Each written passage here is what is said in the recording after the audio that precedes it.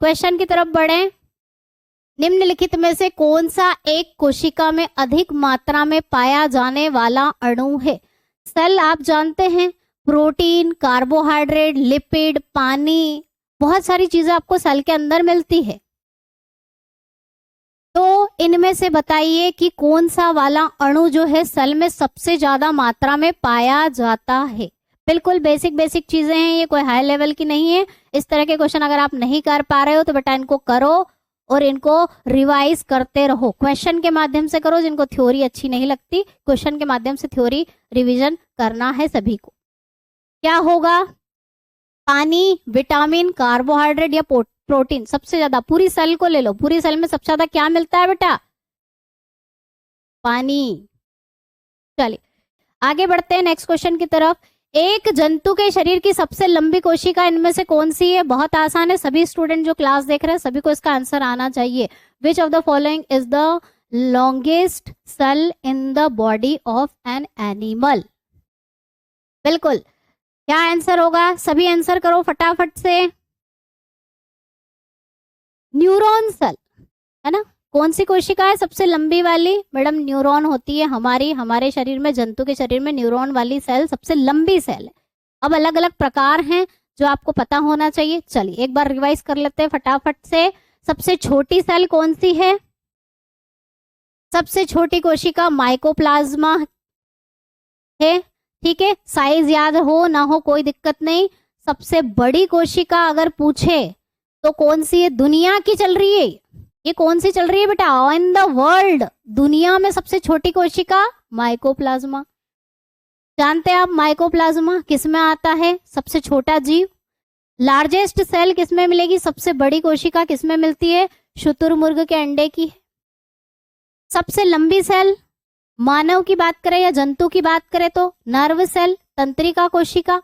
उसके बाद सबसे बड़ी कोशिका ह्यूमन बॉडी में पूछ ले, मानव के शरीर में पूछ ले तो कौन सी होगी? अंडाणु की कोशिका, फीमेल ओवम की, ठीक है।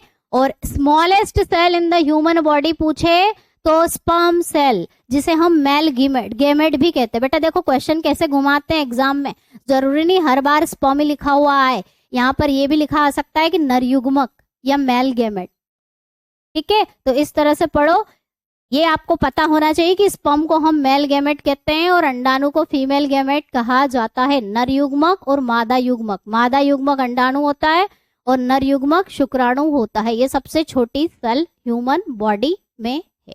गिरगिट में रंग परिवर्तन किसकी उपस्थिति के कारण होता है? एक अलग सा ही क्वेश्चन लगेगा, अच्छा लगा तो मैंने डाला। The colour change in the chameleon is due to the presence of. क्या होता है जिससे गिरगिट रंग बदलता है? क्या होता है?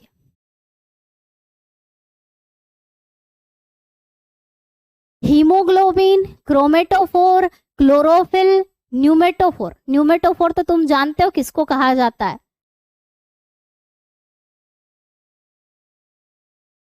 ये पौधे हैं जो पानी में पाए जाते हैं, लवणीय एरिया में पाए जाते हैं, वो होते हैं। तो क्या पाया जाता है? क्या पाया जाता है बेटा? क्रोमेटोफोर पाया जाता है। ये पिगमेंट है, इसमें अलग अलग प्रकार के कलर के पिगमेंट मिलते हैं। गिरगिट में क्रोमेटोफोर जिसको बोलते हैं, जिसके कारण लाइट जैसी पड़ती है उसके हिसाब से वो अपना कलर चेंज कर लेता है। बिल्कुल, बहुत अच्छे। नेक्स्ट क्वेश्चन की तरफ बढ़े। शरीर में लगी चोट की मरम्मत के लिए किस प्रकार के सेल विभाजन का प्रयोग किया जाता है? Which type of cell division is use to repair injury in the body? अगर हमारी शरीर में चोट लग जाए तो कौन सा वाला विभाजन होता है जिससे सेल नई बनती है, नई सेल? तो जानते हैं आप कौन सा? समसूत्री विभाजन, जिसे हम माइटोसिस कहते हैं। Option A is the right answer. अर्धसूत्री विभाजन कहाँ देखने को मिलता है? अंडा और स्पर्म सेल जो बनती है वहीं पर मियोसिस यानी कि अर्धसूत्री विभाजन देखने को मिलता है। बाकी हमारे शरीर में कहीं पर भी विभाजन हो रहा है वो किससे होता है? माइटोसिस से होता है। इवन जो भ्रूण है, भ्रूण भी कहा कैसे कैसे बनता है? भ्रूण बनता है वो भी समसूत्री विभाजन से ही बनता है। किस कोशिकांग को कोशिका का मास्टर कहा जाता है? किस कोशिकांग को कोशिका का मास्टर कहते हैं? बहुत आसान है, फटाफट से सभी इसका आंसर करिए। Which organelle is called the master of the cell? Master कौन है? ब्रेन कौन है? मास्टर पूछ ले, ब्रेन पूछ ले, ब्रेन भी पूछ ले तो भी यही आंसर होगा बेटा। ब्रेन यानी कि मस्तिष्क पूछ ले, या कंट्रोल सेंटर पूछ ले, कौन कंट्रोल करता है? सब एक ही है, क्या है? नाभिक। इस तरह से क्वेश्चन घुमा के आपके एग्जाम में बनते। ब्रेन, कंट्रोल सेंटर सेल का, मस्तिष्क बोल दो या क्या बोलो, मास्टर बोल दो, यही पूरा हैंडल करता है पूरी सेल को। बहुत अच्छे। चलिए नेक्स्ट क्वेश्चन है, किसी कोशिका में मौजूद सबसे बड़ा कोशिकांग कौन सा है? Which is the largest organelle present in a cell?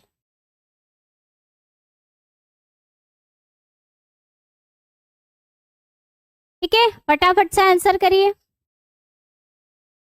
अंतःप्रदेवी जालिका, न्यूक्लियस, गोल्जी बॉडी या माइटोकॉन्ड्रिया? सबसे बड़ा कोशिकांग कौन सा होता है सेल में? इसमें अगर लिस्ट में हम देखें तो कौन सा है? नाभिक।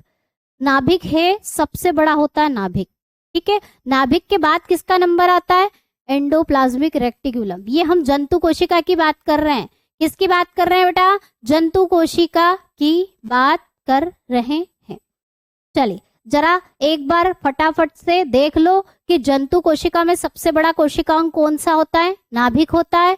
उसके बाद ईआर का नंबर आता है अंतःप्रदेवी जालिका का। और सबसे छोटा पूछे, सबसे छोटा पूछे तो कौन सा लिखोगे? राइबोसोम, सबसे छोटा। ठीक है, ये जंतु कोशिका की बात हो गई। अब इधर देखो, प्लांट में सबसे बड़ा कौन सा होता है अगर पूछ ले तो क्या लिखोगे? रिक्तिका। वैक्यूल सबसे बड़ी होती है। Okay, vacuole. और उसके बाद प्लास्टिड का नंबर आता है, जिसमें क्लोरोप्लास्ट का भी नाम आता है, वो आएगा दूसरे नंबर पे, क्लोरोप्लास्ट या प्लास्टिड। और सबसे छोटा इसमें भी क्या होता है? राइबोसोम होता है। तो एक क्वेश्चन है, एक क्वेश्चन के साथ आपको दूसरे क्वेश्चन और भी प्रिपेयर करना है, तो इनको आपको रिवाइज करना है, नोट करना है। जैसे भी आपको स्क्रीनशॉट लेना है, जो आप करना चाहे कर सकते हैं। ठीक है, चलिए सबसे छोटा पूछे तो राइबोसोम, और जंतु में सबसे बड़ा पूछे तो नाभिक, और पादप में सबसे बड़ा कोशिकांग पूछे तो रिक्तिका होती है। ओके, चलो प्रोटोप्लाज्म की बात करते हैं। प्रोटोप्लाज्म शब्द किसने गढ़ा? मैंने स्टार्टिंग में ही सभी को लिस्ट याद करवाई थी। अब बता दो कि प्रोटोप्लाज्म शब्द किसने दिया था? Who coined the word protoplasm? अब प्रोटोप्लाज्म होता क्या है ये भी हम बातें करेंगे। सबसे पहले इसका आंसर करो। अभी मैंने बताया था पुरकिंजे ने इसका नाम दिया, खोज नहीं करी, मैंने बताया था वहां पर भी नाम दिया है किन्होंने? पुरकिंजे ने, जोहान पुरकिंजे। इतना भी याद कर लोगे तो भी चल जाएगा। बीच का नाम नहीं याद करना चाहते कोई दिक्कत नहीं, बिल्कुल, बहुत अच्छे। प्रोटोप्लाज्म की अगर हम बात करें तो प्रोटोप्लाज्म होता क्या है? तो आप जानते हो ये पूरी कोशिका होती है। इस कोशिका में नाभिक होता है। कोशिका में जो द्रव भरा होता है उसे हम साइटोप्लाज्म कहते हैं, यानी कि कोशिका द्रव्य कहते हैं। ठीक है, और नाभिक के अंदर जो द्रव भरा होता है उसे नाभिक द्रव कहते हैं। Nucleoplasm, nucleoplasm. और इन दोनों को मिला दो, इन दोनों को क्या कर दो? जोड़ दो, तो क्या बनता है? प्रोटोप्लाज्म कहते हैं। प्रोटोप्लाज्म इसको कहा जाता है, प्रोटोप्लाज्म। तो प्रोटोप्लाज्म क्या है समझ में आ गया होगा, आई थिंक सभी बच्चे जानते हैं बहुत अच्छे से। नेक्स्ट है पुट्टिकाएं, यानी कि वेसिकल्स में प्रोटीन लिपिड के परिवहन, संशोधन और पैकेजिंग के लिए निम्नलिखित में से कौन सा कोशिकांग उत्तरदायी है? Which of the following organelles is responsible for the transportation, modification and packaging of protein, lipid and in vesicles? कौन करता है? Post office. कौन सा है सेल का पोस्ट ऑफिस किसको बोलते हो? जो सारी पैकेजिंग करता है, पैकेट्स बनाता है और अलग अलग जगह सेल में भेजता है पोस्ट मास्टर की मदद से, जिसमें पोस्ट मास्टर होती है वेसिकल्स, यानी कि पुट्टिकाएं। पोस्ट ऑफिस कौन है, क्या होगा बेटा, बिल्कुल सही, गोल्जी बॉडी। बेटा गोल्जी बॉडी क्या करता है, प्रोटीन लिपिड इनको क्या करता है, पैकेज करता है, पैकेट बनाता है और पुट्टिकाओं में भर देता है, और पुट्टिकाएं एक जगह से दूसरी जगह जहां भी सेल में जरूरत होगी सेंड कर देगा, भेजता है। तो गोल्जी बॉडी को हम post office of the cell भी कहते हैं। और पोस्ट मास्टर पूछे तो पुट्टिकाएं वेसिकल्स होती। नेक्स्ट क्वेश्चन है, निम्नलिखित में से कौन सी झिल्ली संयोजित थैली पाचक एंजाइमों से भरी होती है? Which of the following membrane enclosed sac is filled with digestive enzyme? कौन सी थैली होती है जिसमें डाइजेस्टिव एंजाइम भरे होते हैं, हाइड्रोलाइटिक एंजाइम भरे होते हैं जो पाचन का काम करते हैं? बिल्कुल सही, लाइजोसोम्स। तो कौन होते हैं बेटा, वो लाइजोसोम्स होते हैं। लाइजोसोम पचाने का काम करते हैं, प्राकृतिक मेहतर भी बोलते हैं, नेचुरल स्कैवेंजर भी इन्हें कहा जाता है, सुसाइडल बैग भी इनको कहा जाता है। बहुत सारा नाम है, किसी भी नाम से क्वेश्चन आपका यहाँ पर पूछा जा सकता है। नेक्स्ट क्वेश्चन सभी आंसर करो फटाफट से। स्वतंत्र अस्तित्व के सक्षम जीव की सबसे छोटी इकाई क्या है? बहुत आसान क्वेश्चन है। हमारे जो पूरी जीव जाति हैं उनके सबसे छोटी इकाई क्या है? लिविंग थिंग कौन सी है जो कि इंडिपेंडेंट एग्जिस्ट करती है? इंडिपेंडेंट एग्जिस्ट करे, क्या होगा इसका आंसर? सभी ट्राई करो। कोशिका खुद अस्तित्व रखती है, एक सेल से पूरा जीव बन जाता है। तो क्वेश्चन कई तरह से घुमा के पूछ लिया जाता है कि इंडिपेंडेंट एग्जिस्टेंस यानी कि स्वतंत्र अस्तित्व वाली वस्तु क्या है? सेल है। बहुत अच्छे, चलिए आगे बढ़ते हैं। किसको कोशिका का पावर हाउस कहा जाता है? इसको आप लोगों को ज्यादा डिटेल में बताने की जरूरत नहीं है। पावर हाउस किसको बोलते हैं? किसको कहा जाता है पावर हाउस? बहुत अच्छे सभी बच्चों के आंसर आ रहे चाहिए ना, इसको बताने की जरूरत नहीं मैडम। माइटोकॉन्ड्रिया को कहा जाता है, लेकिन क्यों कहा जाता है पावर हाउस? क्यों कहते हैं? क्योंकि हमारे शरीर में जितनी भी ऊर्जा हमको मिलती है ना खाने से, वो ऊर्जा कहाँ बन रही है बेटा? यहीं पर बन रही है। कैसे बनती है? बहुत अच्छे, जिनका आंसर आया माइटोकॉन्ड्रिया सभी जानते हैं, power house of the cell इसको कहा जाता है। नेक्स्ट क्वेश्चन, केंद्रक और कोशिका झिल्ली के बीच भरे हुए जेली जैसे पदार्थ को क्या कहा जाता है? अभी मैंने बताया था, सभी बच्चे इसका आंसर करें।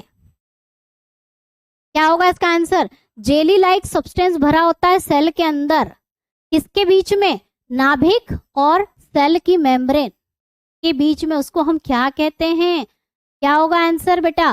प्रोटोप्लाज्म मत बोल देना, क्या पूछ रहे हैं वो? नाभिक और ये मेम्ब्रेन और नाभिक के बीच में जो द्रव भरा होता है उसका नाम क्या बताया था मैंने? क्या बताया था? बिल्कुल साइटोप्लाज्म यानी कि कोशिका द्रव्य।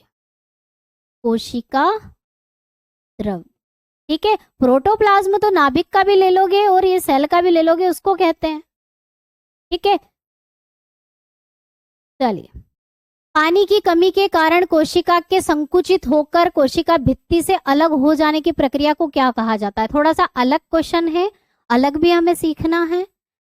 उस प्रोसेस का नाम बताओ। अगर सेल में पानी की कमी हो जाए, सेल में पानी की कमी हो जाए जिससे सेल क्या हो जाएगी? सेल जब तक फूली फूली रहती है, जब उसमें पानी भरा होता है, अगर उसमें पानी की कमी हो जाती है तो वो संकुचित होना स्टार्ट हो जाती है, कॉन्ट्रेक्शन उसमें कॉन्ट्रेक्टाइल होना स्टार्ट हो जाती है, और क्या करती है वो? सेल वॉल से अलग हो जाती है। तो इस प्रोसेस का नाम क्या है? इसको क्या कहते हैं? पानी की कमी से सेल का संकुचित होना और कोशिका भित्ति से अलग हो जाना क्या कहलाता है बेटा? ये कहलाता है प्लाज्मोलिसिस कहते हैं इसको। क्या कहते हैं? प्लाज्मोलिसिस। थोड़ा सा अलग टाइप का क्वेश्चन है, अच्छा क्वेश्चन लगा इसलिए आप लोगों के साथ यहाँ पर शेयर किया जा रहा है। इसे कहते हैं बेटा प्लाज्मोलिसिस, ठीक है। चलिए नेक्स्ट क्वेश्चन की तरफ बढ़ें। रॉबर्ट हुक के द्वारा कोशिका की खोज किस प्रकार की गई थी? बहुत आसान प्रश्न है।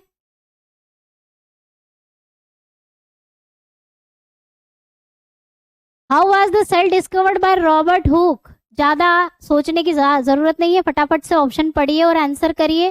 पेड़ के पत्तों का निरीक्षण करते हुए, एक प्याज के छिलके में, या रक्त का निरीक्षण करते हुए? तो सभी जानते हैं मैडम कॉर्क में करी थी, ऑप्शन डी सही होगा।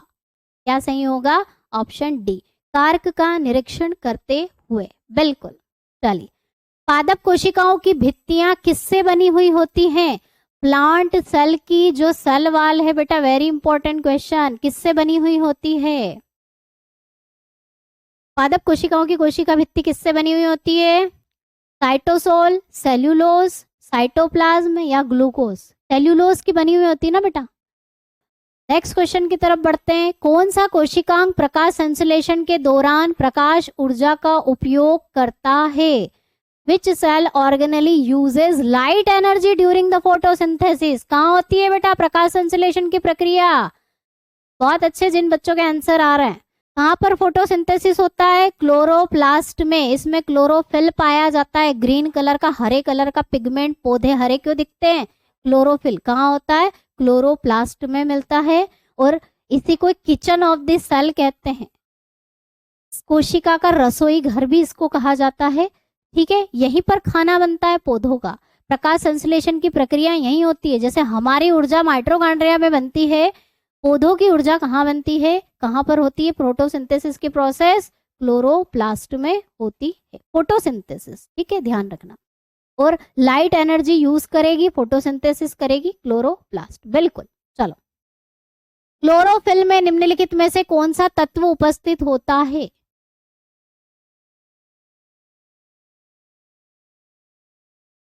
क्लोरोफिल ए, क्लोरोफिल बी, अलग अलग प्रकार के क्लोरोफिल पाए जाते हैं। हरा वर्णक होता है, ग्रीन पिगमेंट होता है, ध्यान रखना, हरा कलर।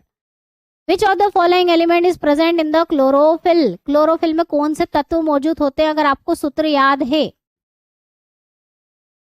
एल्यूमिनियम पाया जाता है, मैग्नीशियम पाया जाता है, कैल्शियम पाया जाता है, आयरन पाया जाता है। बिल्कुल, बहुत अच्छे, जिन बच्चों ने आंसर दिया है मैग्नीशियम Mg। चलिए जरा एक बार फॉर्मूला देख लें। क्या होता है? क्लोरोफिल के अलग अलग क्लोरोफिल होते हैं बेटा, और ए होता है, क्लोरोफिल बी होता है। ये क्लोरोफिल ए का सूत्र लिखा है आप लोगों के सामने, C55H72 MgN4O5। अगर यहाँ 70 कर दोगे, यहाँ 6 कर दोगे तो क्लोरोफिल बी का फॉर्मूला बन जाएगा। ठीक है, ये क्लोरोफिल ए का सूत्र इसलिए लिखा है ताकि आपको पता चल जाए। इसमें कार्बन होता है मैडम, हाइड्रोजन होता है, मैग्नीशियम होता है, नाइट्रोजन होता है और ऑक्सीजन पाया जाता है। चलिए आगे बढ़ते हैं नेक्स्ट क्वेश्चन की तरफ। निम्नलिखित में से कौन सा घटक पत्तियों को हरा रंग प्रदान करता है? जो आपने अभी क्वेश्चन पूछा था। Which of the following component impart green colour to the leaf? पत्तियां हरी किसके कारण दिखती है? फटाफट से आंसर करिए। बहुत अच्छे, एक ही तो पिगमेंट है हरा कलर का, एक ही तो वर्णक पाया जाता है, क्लोरोफिल। क्लोरोफिल के कारण पत्तियां, पौधे हरे दिखाई देते हैं। पौधों में पाया जाने वाला नीला, बैंगनी या लाल फ्लेवेनोइड वर्णक जो है वो किसके कारण होता है? बहुत सारे पौधों में आपने देखा होगा कि ब्लू कलर दिखता है, या फ्रूट में दिखता है, या पत्तियां पर्पल कलर की दिखती है, रेड कलर फ्लावर में मिलता है। तो ये किसके कारण मिलता है? कैरोटीन, ज़ैंथोफिल, एंथोसाइनिन, क्लोरोफिल, सभी वर्णक है बेटा, सभी के कारण कुछ ना कुछ रंग देखने को मिलता है। कैरोटीन के कारण ज्यादातर लाल, नारंगी, गाजर में पाया जाता है, आप जानते हैं, नारंगी कलर, लाल कलर इसके कारण होता है। ज़ैंथोफिल पीला कलर, लाल कलर। एंथोसाइनिन, इसका राइट आंसर क्या होगा? एंथोसाइनिन। एंथोसाइनिन किसके लिए रिस्पॉन्सिबल है? नीला, बैंगनी या लाल कलर के लिए जिम्मेदार है एंथोसाइनिन। बिल्कुल, बहुत अच्छे, याद रखिएगा। नेक्स्ट क्वेश्चन है, निम्नलिखित में से कौन सा वर्णक, क्वेश्चन इस तरह से घुमा के भी पूछा जा सकता, फलों और सब्जियों के रंगों का निर्धारण करता है? कौन सा वर्णक है जिसके कारण फल और सब्जियों में कलर देखने को मिलते हैं? बैंगन पर्पल कलर का होता है, भाजियां हरे कलर की होती हैं, अलग अलग। कौन सा जिम्मेदार है इसके लिए? बिल्कुल एंथोसाइनिन, इसका आंसर भी होगा बेटा एंथोसाइनिन। वैसे क्वेश्चन पूछ लो या अभी जो करा था वैसे कर लो। चलिए आगे बढ़ते हैं। किस प्रकार की कोशिका में आमतौर पर बड़ी संख्या में माइटोकॉन्ड्रिया मिलेंगे? Which type of cell would typically have a large amount of mitochondria? तो बेटा माइटोकॉन्ड्रिया का काम क्या है? ऊर्जा बनाना। तो इस हिसाब से ये सबसे ज्यादा कहाँ होने चाहिए जहां ऊर्जा की जरूरत पड़ती है? क्या होगा इसका आंसर? अभी ऑप्शन के हिसाब से हम जाएंगे तो मांसपेशी सबसे ज्यादा काम कौन करती है? मांसपेशियां, सबसे ज्यादा ऊर्जा की जरूरत किसको लगती है? मसल सेल को लगती है, मांसपेशियों वाली कोशिकाओं को लगती है, इसलिए सबसे ज्यादा माइटोकॉन्ड्रिया कहाँ मिलेंगे? यहाँ। अगर ये ऑप्शन में ना दिया हो और अगर आपको स्पर्म भी लिख देना, शुक्राणु, तो भी करेक्ट होगा। स्पर्म सेल में यानी कि शुक्राणु कोशिका में भी बहुत ज्यादा माइटोकॉन्ड्रिया होते हैं। और हमारा हार्ट, हार्ट मैंने इसलिए नहीं लिखा रही हूँ क्योंकि हार्ट मसल में आ जाता है, मस्कुलर ऑर्गन तो है ही है, तो हार्ट भी आ जाए तो भी करेक्ट होगा, हार्ट में भी मिलता है। हृदय, तो सबसे ज्यादा माइटोकॉन्ड्रिया मांसपेशियों में, शुक्राणु कोशिका में और हार्ट सेल में, हार्ट में पाए जाते हैं। ठीक है, इसके अलावा ये नाम भी आपको याद रखने हैं। चलो, कुछ कोशिकाओं पर पाए जाने वाले सीलिया और फ्लैजेला का क्या काम है? सीलिया फ्लैजेला का नाम आपने सुना होगा।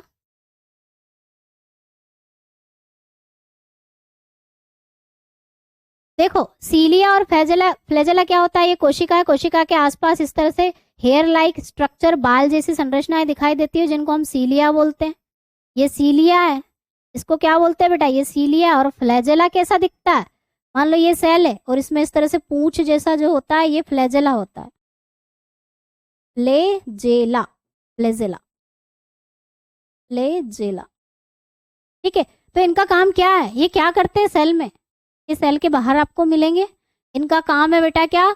मोशन करवाना, सेल को आगे बढ़ने में मदद करते हैं। ये क्या करते हैं? ये गति करने में, कोशिका या कोशिका के चारों ओर पदार्थों की गति, मूवमेंट ऑफ द सेल और सब्सटेंस अराउंड द सेल में मदद करते हैं।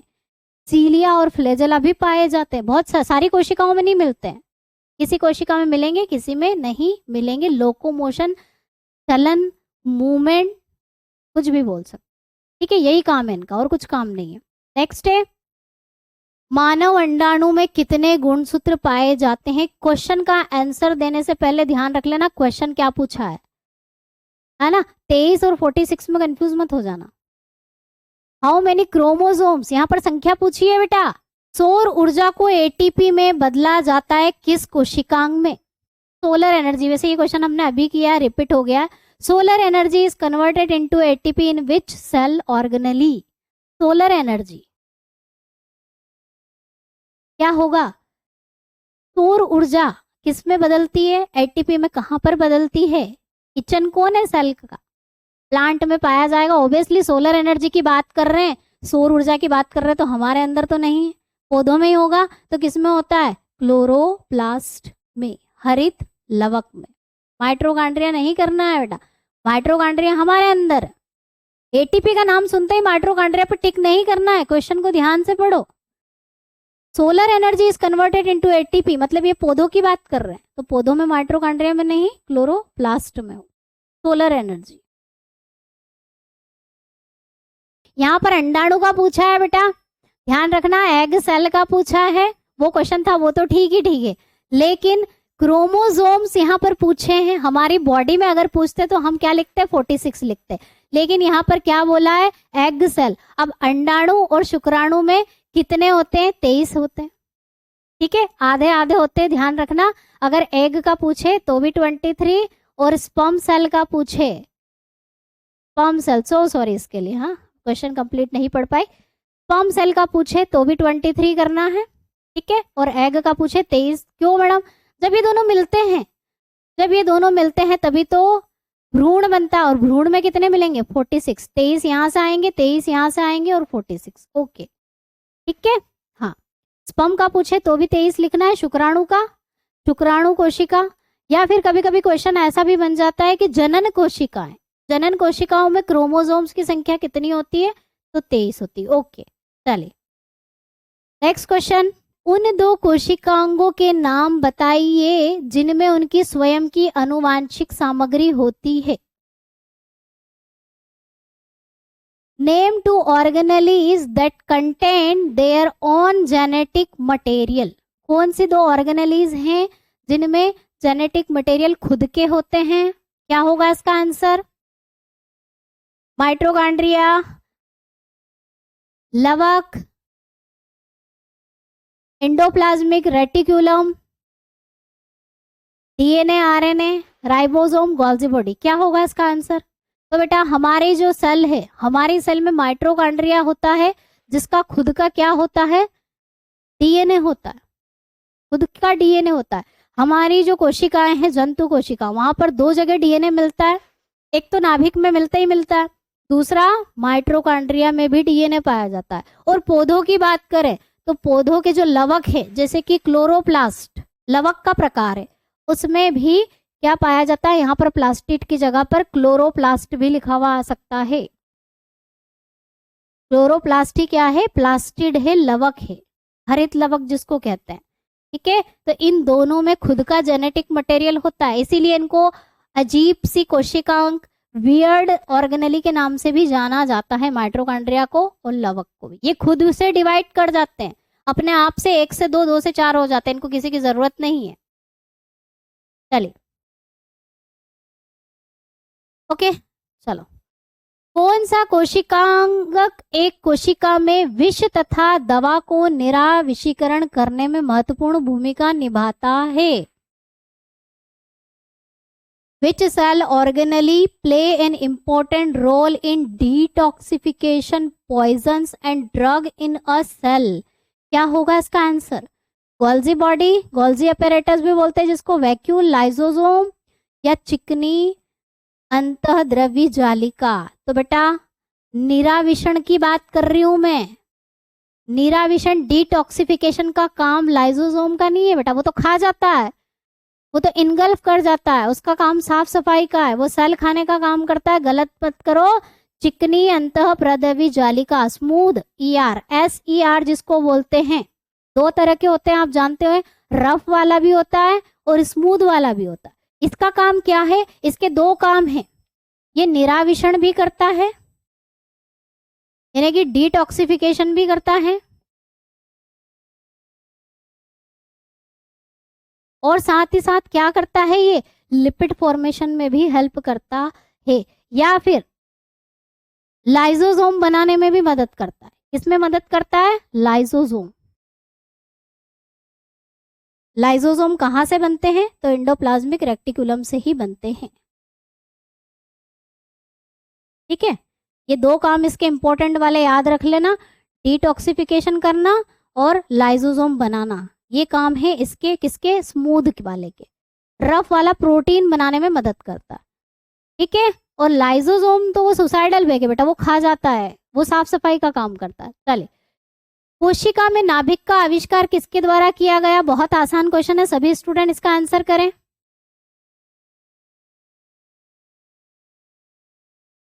ओ 1 मिनट। एंडोप्लाज्मिक रेटिकुलम जो है बेटा, लाइसोसोम गोल्जी बॉडी से ही बनते हैं, निकलते हैं, लेकिन उसके कुछ एंजाइम्स वगैरह बनाने में एंडोप्लाज्मिक रेटिकुलम भी मदद करता है। ठीक है, उसके जो हाइड्रोलाइटिक एंजाइम है ना, वो रफ वाला एंडोप्लाज्मिक रेटिकुलम बनाता है। चलिए, the nucleus in the cell was discovered by, आसान है, कौन? Robert brown. हुक मत कर देना। पुरकिंजे तो प्रोटोप्लाज्म नाम दिया, रॉबर्ट हुक ने सेल की खोज करी, रॉबर्ट ब्राउन ने नाभिक की खोज करी। ओके, चलो। एक पशु की कोशिका में जो तारक काई है या तारक केंद्र का अभाव हो जाए तो इसमें से कौन सा कार्य बाधित हो जाएगा? Animal cell lacks a centrosomes. Which of the following function is distributed या disturbed by this? सेंट्रोसोम का काम क्या है हमारी सेल में? अगर आपको वो पता है तो इसका आंसर आप दे दोगे। सेंट्रोसोम क्या करते हैं? जब सेल विभाजन होता है तो आपने देखा होगा कि एक इधर आके आ जाता है, एक इधर आके खड़ा हो जाता है, और दोनों अपोजिट साइड से क्या छोड़ते हैं? स्पिंडल फाइबर छोड़ते हैं, जिससे क्रोमोसोम एक लाइन में आ जाते हैं। क्रोमोसोम क्या हो जाते हैं? एक लाइन में आ जाते हैं। तो ये कौन काम करते हैं? ये सेंट्रोसोम्स करते हैं। ठीक है, तो अगर सेंट्रोसोम्स नहीं होंगे तो सेल का विभाजन नहीं होगा, और सेल का विभाजन नहीं होगा तो रिप्रोडक्शन कैसे होगा? प्रजनन। प्रजनन के टाइम पे सेंट्रोसोम की जरूरत पड़ती है ना, रिप्रोडक्शन के टाइम पे ही, ठीक है। तो रिप्रोडक्शन वाला जो काम है वो रुक जाएगा, ठीक है। बहुत अच्छे, चलो मनुष्यों में शाखित कोशिका का उदाहरण बता दो। बहुत सारी कोशिका आपने देखी होगी। An example of branched cell in human is, अलग अलग प्रकार की कोशिकाएं हमारी बॉडी में हैं, उसमें से बता दो। लाल रुधिर कोशिका, red blood cell, white blood cell, और मसल सेल या नर्व सेल। शाखित कोशिका कौन सी है इसमें से? ब्रांच्ड वाली, बिल्कुल सही, तंत्रिका, नर्व सेल। निम्नलिखित में से कौन सा रिक्तिका का कार्य नहीं है? देखो वैक्यूल आप जानते हो, सबसे बड़ी वैक्यूल कहाँ मिलती है? इतनी बड़ी वैक्यूल होती है, नाभिक से भी बड़ी होती है। मैंने क्या कहा आपको, अभी बताया था कि प्लांट सेल में सबसे बड़ा कोशिकांग कौन सा होता है? वैक्यूल होता है। कौन सा होता है? रिक्तिका। ये इतनी बड़ी होती है, इतनी ज्यादा बड़ी होती है वैक्यूल। हमारी जो एनिमल सेल है ना, उसमें वैक्यूल छोटी छोटी होती है, लेकिन पौधों में इतनी बड़ी होती है। देख के लगता है न्यूक्लियस होगा, नाभिक होगा। तो देखो पहला पॉइंट क्या बोल रहा है? कोशिका को दृढ़ता और स्थिति प्रदान करना, टर्जिडिटी और रिजिडिटी। हाँ, अगर ये छोटी हो जाएगी तो सेल भी छोटी हो जाएगी ना, तो करती है बिल्कुल। एक्यूमुलेशन का काम, बिल्कुल इसका काम क्या है? इसके अंदर पानी भरा होता है, मटेरियल भरा होता है, स्टोर करने का काम करती है, भरा होता है। तो एक्यूमुलेशन यानी संचयन का काम भी है इसका। चलन, लोकोमोशन, वेस्ट एक्सक्रीशन, बेटा वैक्यूल का काम है, ये स्टोर करने का काम करती है, अपने अंदर मटेरियल भर के रखती है। बहुत सारे मटेरियल भरे होते हैं, प्रोटीन होता है, स्टार्च होता है, इसके अलावा वेस्ट मटेरियल जो सेल का निकलता है वो भी इसके अंदर ही भरा होता है। अलग अलग प्रकार की होती है, अभी हमें आपको बताऊंगी, ठीक है। तो लोकोमोशन, क्योंकि चलने में इसका कोई काम नहीं है। क्वेश्चन की तरफ बढ़ते हैं। नाभिकों में संरचित धागे जैसी संरचनाएं क्या कहलाती? बहुत आसान प्रश्न है। धागे जैसी संरचनाएं नाभिक में आपने क्या देखी बेटा? क्रोमेटिन। क्रोमोसोम मत कर देना, क्रोमोसोम पूरे टाइम नहीं रहते। क्रोमेटिन ऐसे ऐसे ऐसे धागे जैसी संरचनाएं पड़ी होती है, और जब सेल डिवीजन होता है यानी कि सेल में विभाजन शुरू होता है, तो यही क्रोमेटिन क्या होते हैं? कंडेंस हो जाते हैं, संघनित हो जाते हैं, मोटे मोटे हो जाते हैं, और कॉइल कर लेते हैं अपने आप को, और क्या बना लेते हैं? क्रोमोसोम बना लेते हैं। तो क्रोमोसोम इन्हीं से बनते हैं, लेकिन धागे जैसी संरचना अगर पूछे तो क्रोमेटिन करना, क्रोमोसोम्स बाद में बनते हैं जब सेल में विभाजन होता है। चलिए, पौधे और पशु कोशिकाओं से निर्मित होते हैं, यह किसके द्वारा कहा गया है? बहुत आसान, बहुत आसान प्रश्न है बेटा। Plants and animals are made up of cell, किसने कहा? फटाफट से आंसर करो सभी बच्चे, अभी हमने पढ़ा था। किसने कहा? स्लाइडेन और श्वान ने कहा, और इन्हीं ने ही सेल थ्योरी दी थी, कोशिका सिद्धांत दिया था। बहुत अच्छे, चलो नेक्स्ट क्वेश्चन है। पादप कोशिकाएं सामान्य रूप से पशुओं की कोशिकाओं से बड़ी होती है। बिल्कुल सही है, याद रखना ये चीज। क्या? Plant cells are generally larger than animal cell. कारण क्या है? क्या कारण है? अभी हमने कारण भी देखा। सबसे बड़ा आकार, शेप क्या है कोशिका के अंदर? बिल्कुल क्या है बेटा? पानी नहीं है, रिक्तिका, वैक्यूल बहुत बड़ी होती है। इसके कारण जो पादप कोशिका है वो जंतु कोशिका से क्या होती है? बड़ी होती है। ये ध्यान रखना। बहुत अच्छे, चलिए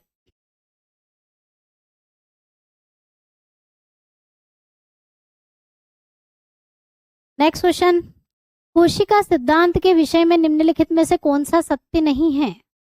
कोशिका सिद्धांत के 3 पॉइंट मैंने आपको बताए थे, और जरा इनको पढ़िए। Which of the following is not true about the cell theory? पुरानी कोशिकाएं विभाजित होकर नई कोशिकाएं बनाती है क्या? हाँ, यही तो बोलती है सेल थ्योरी। बिल्कुल। सभी सजीव वस्तुएं कोशिकाओं से निर्मित होती है। बिल्कुल, ऐसी कोई सी चीज लिविंग थिंग नहीं है जो सेल से नहीं बनी हो। वायरस को छोड़ के, वायरस भी बनाई है खैर, वो लिविंग है ही नहीं ना, तो लिविंग में आता है, नॉन लिविंग में आता है वायरस। सभी कोशिकाएं एक जैसी होती है क्या? अभी आपने अलग अलग शेप देखे क्या? ये बात सही है? नहीं मैडम, हमने तो गोल आकार देखी, शाखित वाली देखी, तो सब कोशिकाएं अलग अलग होती है।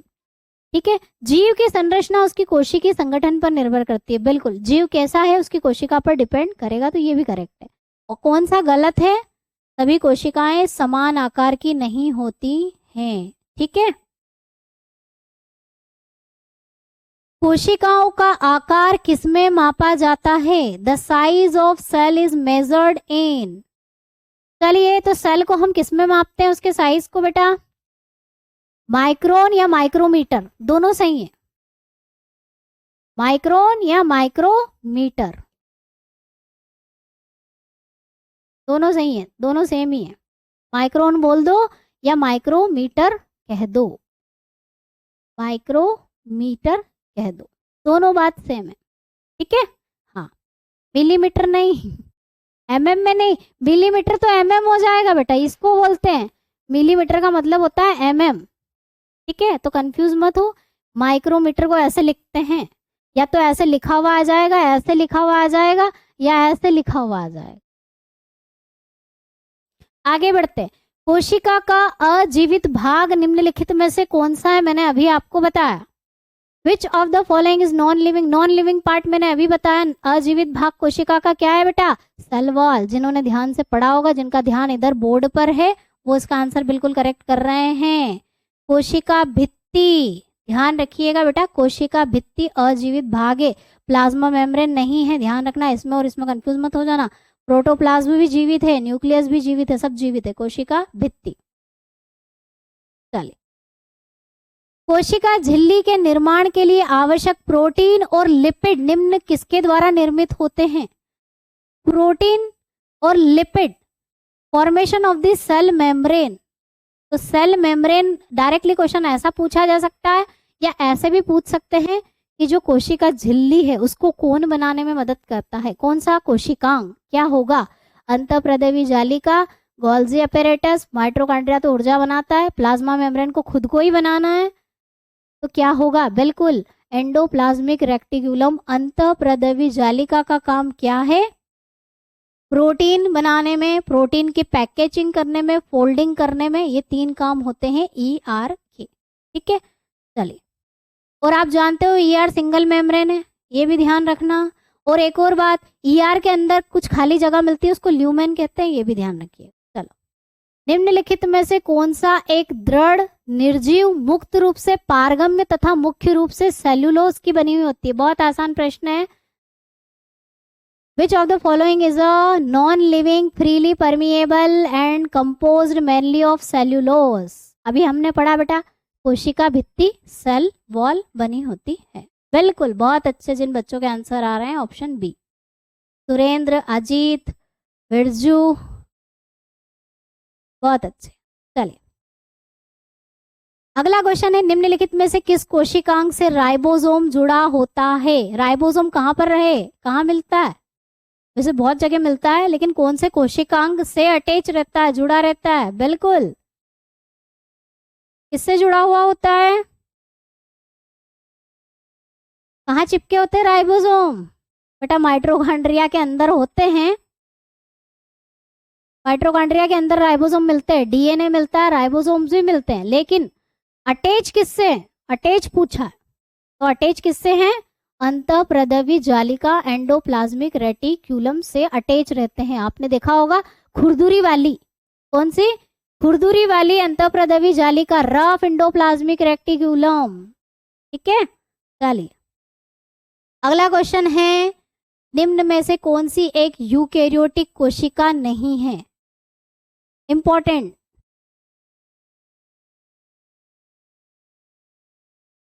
Which of the following is not a eukaryotic cell? Prokaryotic, eukaryotic cell में अंतर पता होना चाहिए, वेरी इंपॉर्टेंट क्वेश्चन बन जाता है। जंतु कोशिकाएं प्रोकैरियोटिक में आती है क्या? नहीं, यूकैरियोटिक है। बैक्टीरिया प्रोकैरियोटिक, यूकैरियोटिक और यूकैरियोटिक। प्रोकैरियोटिक में कौन आता है बेटा? मोनेरा वाले सारे जीव, ऑप्शन बी। बैक्टीरिया बोल दे तो भी चलेगा, और मोनेरा बोले तो भी चलेगा। मोनेरा वाले जीवों में प्रोकैरियोटिक कोशिकाएं पाई जाती है, यूकैरियोटिक नहीं होती। यूकैरियोटिक की शुरुआत ही प्रोटिस्टा से होती है। कहाँ से होती है? प्रोटिस्टा। तो जीवाणु बोले तो भी सही, मोनेरा बोले तो भी करेक्ट। ठीक है, चलो अगला क्वेश्चन है, कोशिका की वृद्धि कहाँ से नियंत्रित होगी? सेल ग्रोथ इज कंट्रोल्ड किसके द्वारा? कौन कंट्रोल सेंटर है बेटा? हाफ डेवलप न्यूक्लियस नहीं कहते उसको। चलिए बेटा, तो इसका आंसर होगा न्यूक्लियस, केंद्रक, ब्रेन, मास्टर, कंट्रोल सेंटर, सब कंट्रोल करने का काम इसी का है। ठीक है, रिक्तिका नहीं करती है बेटा, रिक्तिका का काम तो सिर्फ स्टोर करने का है। तुम क्या पढ़ रहे हो नितिन? रिक्तिका का काम सिर्फ स्टोर करना है, खाना, पानी और वेस्ट मटेरियल सेल का, वो कहाँ जाते हैं? रिक्तिका में जाते हैं। कंट्रोल सेंटर तो कौन है? न्यूक्लियस ही है। और ग्रोथ भी सेल की एक एज के बाद जाके उसकी ग्रोथ रुक जाती है, कौन कंट्रोल करता है? न्यूक्लियस। चलिए, कोशिका में सबसे छोटा कोशिकांग फटाफट से बता दो, अगर सुन लिया होगा ध्यान से सभी ने तो। The smallest organelle in the cell is, फटाफट से। सबसे बड़ा सबसे छोटा बता चुकी हूं मैं आप सभी को, राइबोसोम्स। बिल्कुल, थोड़ी देर पहले डिस्कस किया था। बहुत अच्छे नितिन, राहुल, प्रशांत, मनोहर, सुरेंद्र, नवीन, रियल क्रिकेट, देव, मोटोरोला भी आ गए, रोहित, अजीत, रोहित भी क्या, गुज्जर बॉस, बिल्कुल। चलिए, रोशन। नेक्स्ट क्वेश्चन है, डीएनए का फुल फॉर्म बता दो। सभी से उम्मीद है कि इसका क्वेश्चन का आंसर बिल्कुल सही सही दे। डीएनए का फुल फॉर्म क्या है?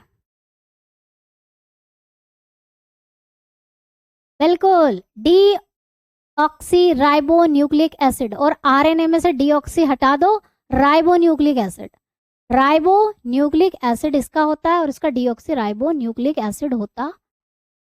ठीक है, बिल्कुल। चलिए, कोशिकाओं में गोल्जी उपकरण की अनुपस्थिति में निम्नलिखित में से कौन सा कार्य प्रभावित हो जाएगा या नहीं होगा? नहीं होगा। Which of the following function is not affected by the absence of Golgi apparatus? Golgi apparatus का काम क्या है?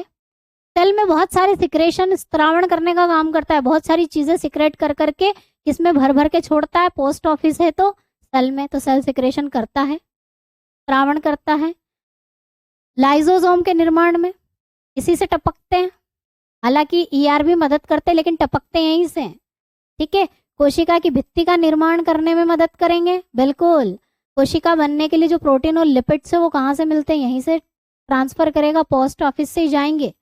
प्रोटीन का संश्लेषण, गोल्जी अपैरेटस प्रोटीन संश्लेषण में भाग नहीं लेता है। राइबोसोम और एंडोप्लाज्मिक रेक्टिकुलम रफ वाला दोनों भाग लेते हैं, तो ये काम प्रभावित नहीं होगा। बिल्कुल करेक्ट है। आगे बढ़ते हैं। कोशिका की कौन सी गतिविधि को एटीपी की आवश्यकता होगी या नहीं होगी? नहीं होगी। Which activity of this cell does not required ATP? जिसको काम करने के लिए कोई एटीपी की जरूरत नहीं पड़ती है। फटाफट से ट्राई करिए सभी। Passive transport, active transport, cell विभाजन या प्रोटीन सिंथेसाइज, कौन सा ऐसा काम होगा जिसके लिए एटीपी की जरूरत नहीं होगी? बिल्कुल, पांडे, विक्की, घायल परिंदा, प्रशांत, संजय साहू, देव,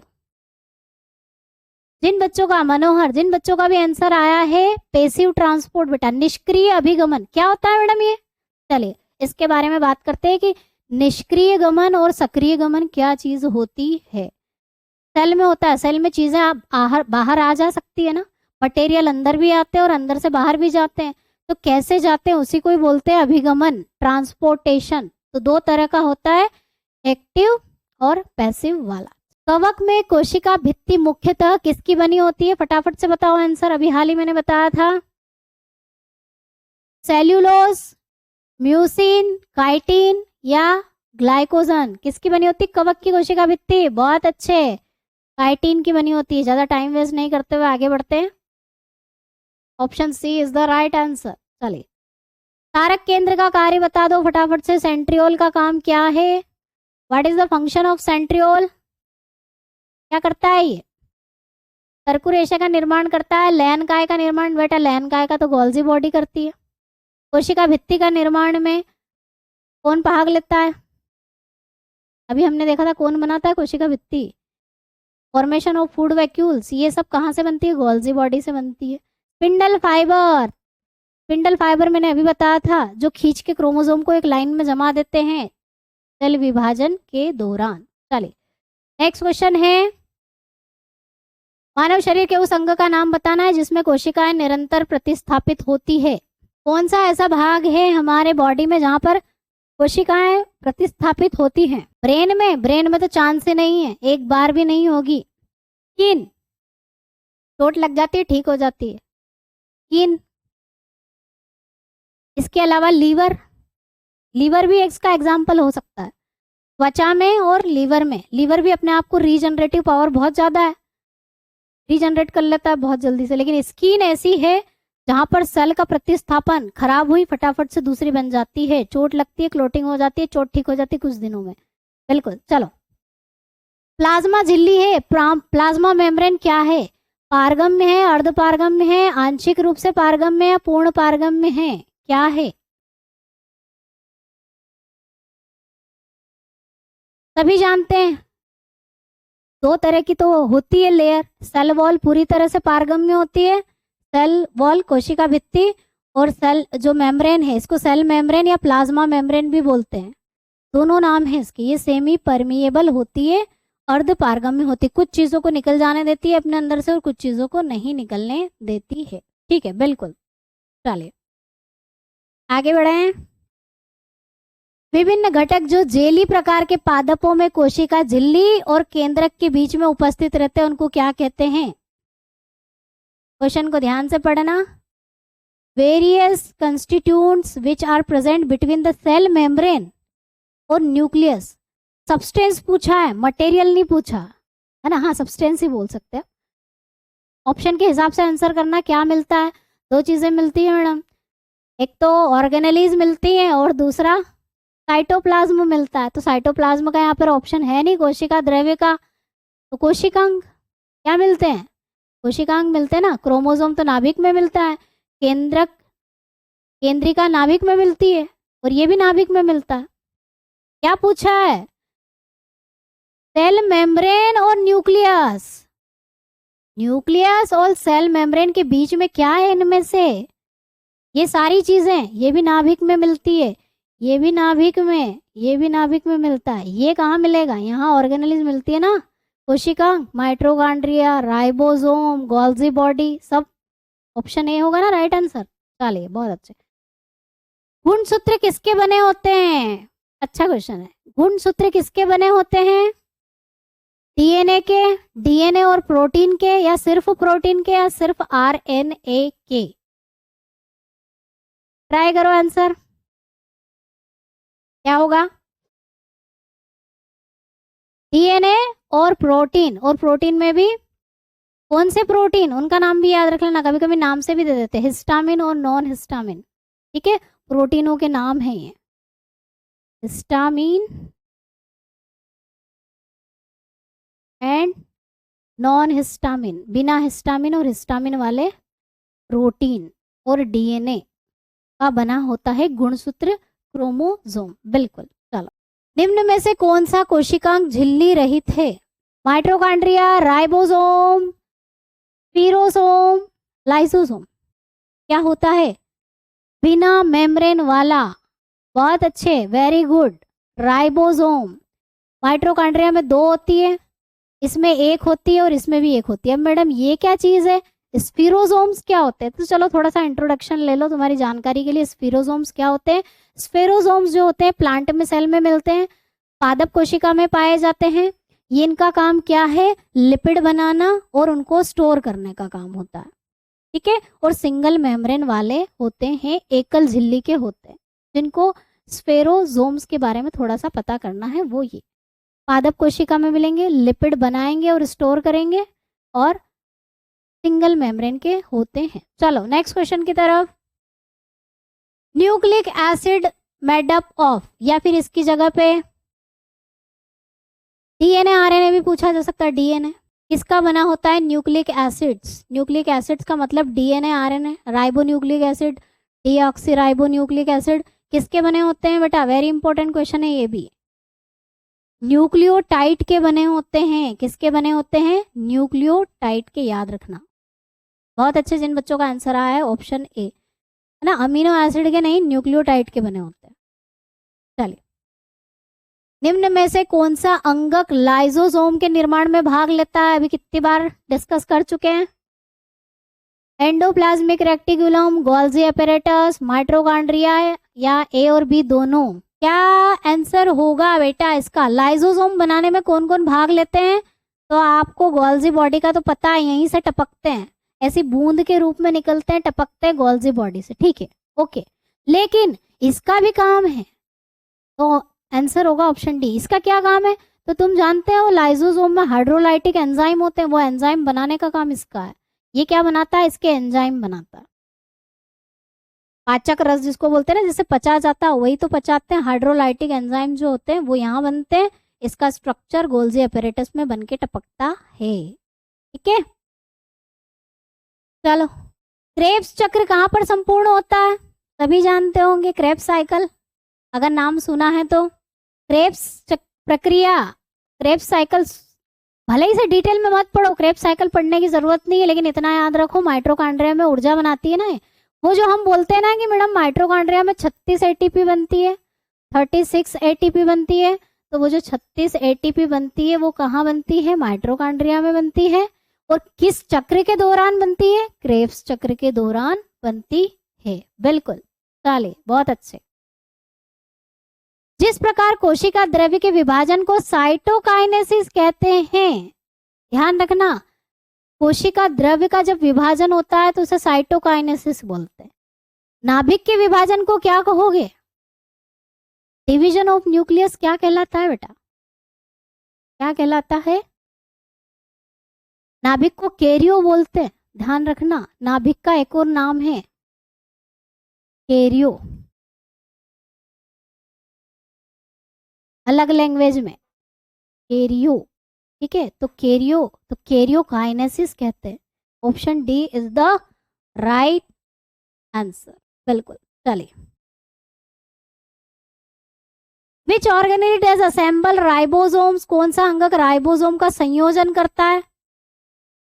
राइबोसोम की फैक्ट्री कौन संयोजन करता है राइबोसोम का?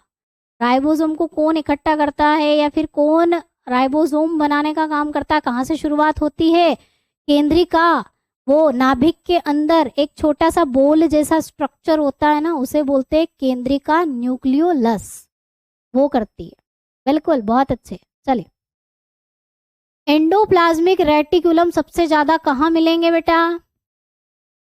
कहाँ मिलेंगे? क्वेश्चन रिपीट हो गया है, लेकिन थोड़ा चेंज करके हुआ है। एंडोप्लाज्मिक रेटिकुलम कहाँ मिलते हैं सबसे ज्यादा? आरबीसी में मिलेंगे, वसा कोशिकाओं में मिलेंगे, या स्पर्मेटोसाइट्स जो स्पर्म बनाती है, स्पर्म सेल, कहाँ मिलते हैं? लीवर सेल में। कहाँ मिलेंगे? लीवर में। क्यों? अरे ईआर में से जो स्मूथ वाला है, यानी कि चिकना वाला ईआर है, वो क्या करता है? डिटॉक्सिफिकेशन करता है ना। तो डिटॉक्सिफिकेशन, निराविषेण का काम कहाँ पर होता है? लीवर में होता है ना। इसीलिए पीने से लीवर खराब हो जाता है, इसीलिए यहाँ मिलेंगे, ध्यान रखना। चलो, निम्नलिखित में से कौन सा अंग अपने स्वयं के कुछ प्रोटीन को संश्लेषित कर सकता है? अब ये कॉमन सेंस वाले क्वेश्चन आ गए, थोड़ा सा दिमाग लगाने वाले, एकदम डायरेक्ट वाले नहीं है। Which of the following organelle can synthesize some of its proteins? अपने खुद के प्रोटीन कौन बना सकता है बेटा? जिसके पास हो जेनेटिक मटेरियल, डीएनए। तो न्यूक्लियस तो करता ही करता है, साथ में क्लोरोप्लास्ट भी कर सकता है, माइटोकॉन्ड्रिया भी कर सकता है। जिसके पास अपना डीएनए है, जेनेटिक मटेरियल है, वो सब अपना प्रोटीन बना सकते हैं, विभाजित हो सकते हैं, बहुत सारे काम खुद कर सकते हैं। बहुत अच्छे, माइटोकॉन्ड्रिया, बिल्कुल। ये थोड़ा कंसेप्चुअल क्वेश्चन है। चलिए, निम्नलिखित में से कौन सा कोशिकांग स्वयं की प्रतिलिपियां बना सकता है? सेम वही क्वेश्चन समझ लो। Which of the following cell organelle is can make copy of themselves? खुद की कॉपी कौन बना सकता है? जिसके पास जेनेटिक मटेरियल हो। तो माइटोकॉन्ड्रिया भी बना सकता है, क्लोरोप्लास्ट भी बना सकता है। Option D is the right answer. अब तुम लोगों को समझाने की जरूरत ही नहीं है, सभी जान गए हो, ठीक है। चलिए, लाइसोसोम प्रचुर मात्रा में कहाँ मिलेंगे बेटा? Lysosomes are abundantly found in, कहाँ पर मिलेंगे? जहां क्या करना हो, अभी मैंने बताया था कहाँ पर मिलेंगे बेटा, फाइगोटिक सेल में मिलेंगे, भक्षण कोशिकाओं में, WBC में मिलेंगे। कहाँ मिलेंगे, WBC, जो हमारी प्रतिरक्षा करती है, हमारे शरीर को फालतू चीजों से, बैक्टीरिया वायरस से बचाती है, वहां पर लाइसोसोम प्रचुर मात्रा में मिलते हैं। ठीक है, बहुत अच्छे। नेक्स्ट क्वेश्चन है, अधिकांश सेंट्रियोल में ट्रिपल माइक्रोट्यूबल्स की संरचना होती है जो जोड़े में मौजूद होती है और लंबवत रूप से व्यवस्थित होती है। अच्छा क्वेश्चन है। Most centrioles have a structure of triple microtubules which are present in pair and arranged orthogonally duplication. बड़ा कोसा क्वेश्चन। हाँ, ये देखो मनोहर का तो आएगा। 9+3 नहीं होता है बेटा, 9+0। सीलिया और फ्लैजेला में जो ट्यूबल्स होती है ना, उनका संगठन का पैटर्न कैसा होता है, माइक्रो ट्यूबल से ही मिलकर हमारा जो सीलिया और फ्लैजेला है ना, वो उसको बनाने में भी माइक्रो ट्यूबल्स ही मदद करती हैं। उसमें अरेंजमेंट कैसा रहता है, 9+3 2 1, 9+3 नहीं, 9+2 होगा ना। चलो देखते हैं कैसे। ये रहा देखो डायग्राम, ये कितनी है, काउंट कर लो। ये किसका स्ट्रक्चर है बेटा, सीलिया और फ्लैजेला का जो बेसल बॉडी होता है ना, जैसे कि मैंने आपको स्ट्रक्चर बना के बताया था ऐसा, ये सेल होती है और यहाँ पर फ्लैजेला ऐसे पूंछ जैसा लगा होता है, ये स्ट्रक्चर होता है, यहाँ पर सीलिया ऐसे जुड़ा होता है। तो जहां पर सीलिया और फ्लैजेला हमारी सेल से जुड़े हुए होते ना, यूं समझ लो घूमने के लिए एक सॉकेट लगा होता है, जॉइंट जैसा लगा होता है। वो तो जॉइंट जो होता है ना, जिसे हम बेसल बॉडी बोलते हैं। क्या बोलते हैं, बेसल बॉडी बोलते हैं। तो ये बेसल बॉडी बनती है इसकी। तो उसमें कितने होते हैं देखो जरा, ये कॉमन क्वेश्चन है इसलिए लिया है, अदरवाइज ज्यादा डीप में नहीं जा रहे हैं। तो काउंट कर सकते हो, 1 2 3 4 5 6 7 8 और 9, 9+2, बीच में 2 दिख रहा है, 9+2 के फॉर्म में इसका आंसर होगा 9+2।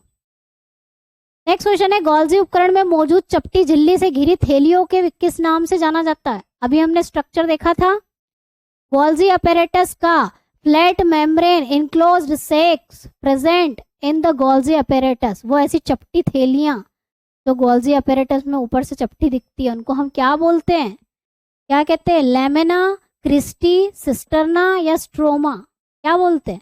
अभी तो नाम बताया था मैंने, सिस्टर्ना।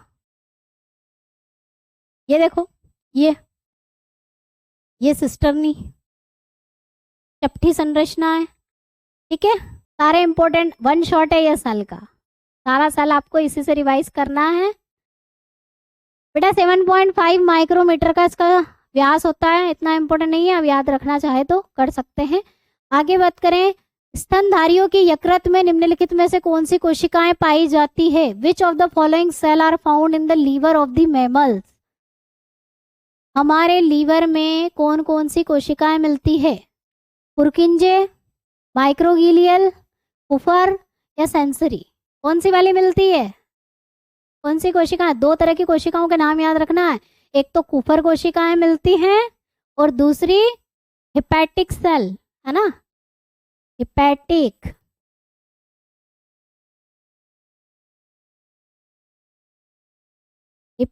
कोशिकाएं। 2 तरह की कोशिकाओं के नाम आपको याद रखने, लीवर में पाई जाती है। बिल्कुल, चलिए। पुरकिंजे कहाँ मिलती है मैडम, ये ब्रेन में मिलती है बेटा। जब ब्रेन का स्ट्रक्चर पढ़ेंगे ना, मस्तिष्क में मिलती है। माइक्रोगिलियल भी ब्रेन में मिलती है। सेंसरी सेल कहाँ मिलती है, जहां हमारे सेंस ऑर्गन है, जैसे कि हमारी स्किन, आंख, नाक, कान, सेंसरी ऑर्गन में।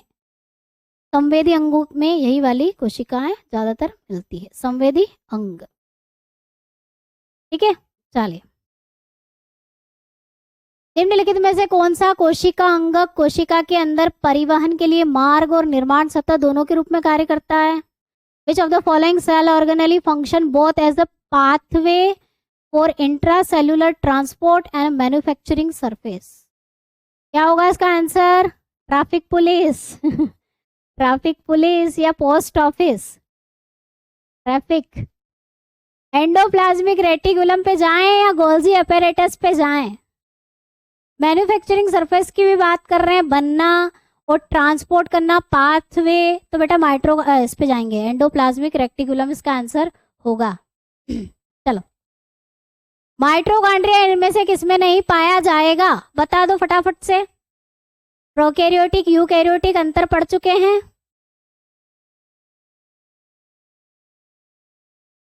यीस्ट, बैक्टीरिया, एल्गी या फंगाई, इसमें नहीं मिलेगा माइट्रोकॉन्ड्रिया बेटा? मोनेरा, मोनेरा कौन? बैक्टीरिया।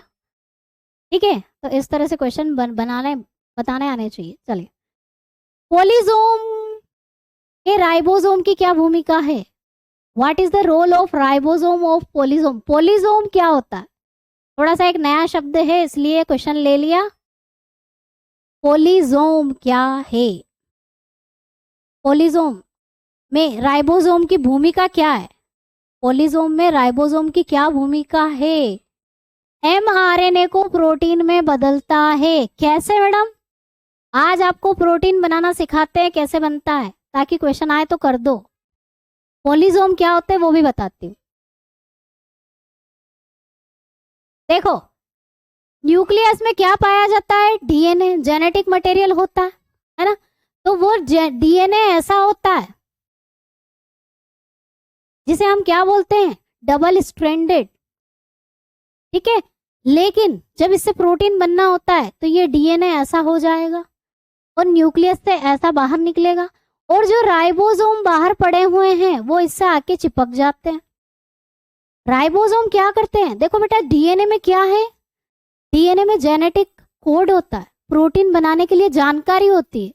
तो इसमें आ गई वो जानकारी, इसमें ये ऐसा सिंगल में चेंज हो गया, वो जानकारी, वो कोड मान लो यहाँ आ गया। अब राइबोसोम आया, उसका काम क्या होता है? राइबोसोम का कैसे बनाता है प्रोटीन? वो इस कोड को पढ़ता है और पढ़ के जो जानकारी इसमें लिखी है उससे वो फिर क्या बना देता है? प्रोटीन बनाता है। जो कोड होगा उसी का प्रोटीन बनेगा। और ये जो संरचना है बेटा, ये जो बनी हुई संरचना है, इसको बोलते हैं पोलिसोम। इसको बोलते हैं पोलिसोम। ठीक है ना? ये क्या है? ये लाइन जो आई है इसको क्या बोलेंगे? ये एमआरएनए हो जाता है। ये एमआरएनए है। ये डीएनए, डीएनए सिंगल हो जाए तो एमआरएनए बनेगा। एमआरएनए न्यूक्लियस से बाहर निकलेगा, राइबोसोम चिपकेंगे, पोलिसोम बन जाएगा और यहाँ से प्रोटीन बनते जाएंगे। जो कोड होगा उसके अकॉर्डिंग प्रोटीन बनेंगे और सेल में जाते जाएंगे।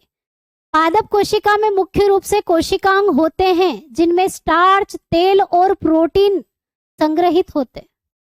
इसके अंदर स्टार्च, तेल और प्रोटीन स्टोर होंगे पादप कोशिका में। इंपॉर्टेंट क्वेश्चन अगेन, कौन स्टोर करता है बेटा? सबसे पहले प्राइमरली कहाँ पर स्टोर होते हैं? जो जरूरत वाले वो कहाँ पर स्टोर होते हैं बेटा? ल्यूकोप्लास्ट में स्टोर होते हैं। क्या होते हैं मैडम? ल्यूकोप्लास्ट। वैक्यूल में बिना काम के और बचे कुचे मटेरियल वैक्यूल में सेव होते हैं। स्टार्च वैक्यूल में होता है लेकिन बिना काम का एक्स्ट्रा बन गया, वो यहाँ स्टोर हो जाएगा। ठीक है, सबसे पहले कहाँ पर? ल्यूकोप्लास्ट में स्टोर होते हैं। बचे कुचे कहाँ जाएंगे? वैक्यूल में जाएंगे। और वैक्यूल में बहुत सारी चीजें स्टोर होती है स्टार्च के अलावा, बता चुकी हूँ आपको। वेस्ट मटेरियल भी स्टोर करती है।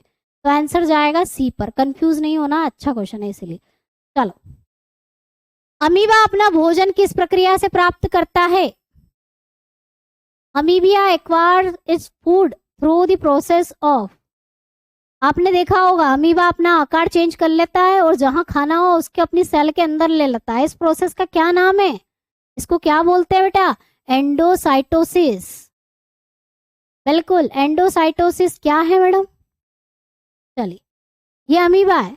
अमीबा ने क्या करा? अपनी सेल मेम्ब्रेन में ऐसा गड्ढा बना लिया। पहले तो अमीबा ऐसा है मान लो, अब उसे खाना मिल गया तो उसने अपनी सेल मेम्ब्रेन को ऐसे गड्ढे के रूप में परिवर्तित कर लिया और थोड़े देर बाद ये जो खाना है पूरी तरह से उसके अंदर चला जाएगा और वो डाइजेस्ट कर जाएगा।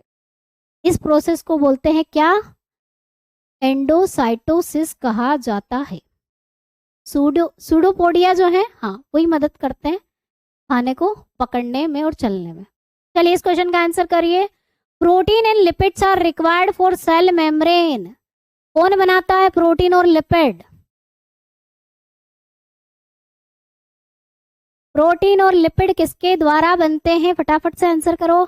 कौन बनाती है? Endoplasmic reticulum. रफ प्रोटीन और लिपिड बनाने का काम इसी का है। राइबोसोम तो करते ही करता है, लेकिन ये भी करता है।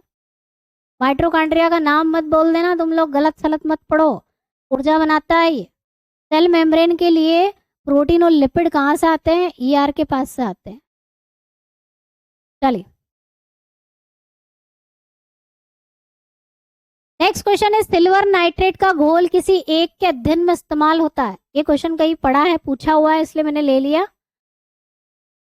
Silver nitrate solution is used in the study of, किसकी स्टडी के लिए सिल्वर नाइट्रेट का घोल यूज किया जाता है? गोल्जी अपैरेटस की स्टडी करना है तो उसके लिए सिल्वर नाइट्रेट का घोल यूज किया जाता है। ठीक है, चलो। ल्यूकोप्लास्ट का काम क्या है? स्टोरेज करता है मैडम, है ना। वैक्यूल भी करती है, ल्यूकोप्लास्ट भी करता है। इसमें 3 तरह के आपको नाम याद रखने हैं। एमाइलोप्लास्ट, एमाइलोप्लास्ट किसका काम करता है बेटा? स्टार्च को स्टोर करता है, ध्यान रखिएगा, वेरी इंपॉर्टेंट। और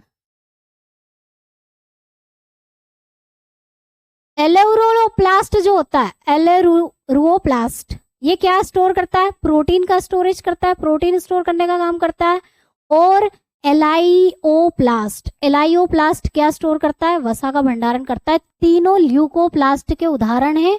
किसमें स्टार्च स्टोर होता है, किसमें प्रोटीन स्टोर होता है, और किसमें वसा का भंडारण होता है। ये आपको पता होना चाहिए। तो बच्चों ये थी हमारी आज की सेल की 1 शॉर्ट क्लास।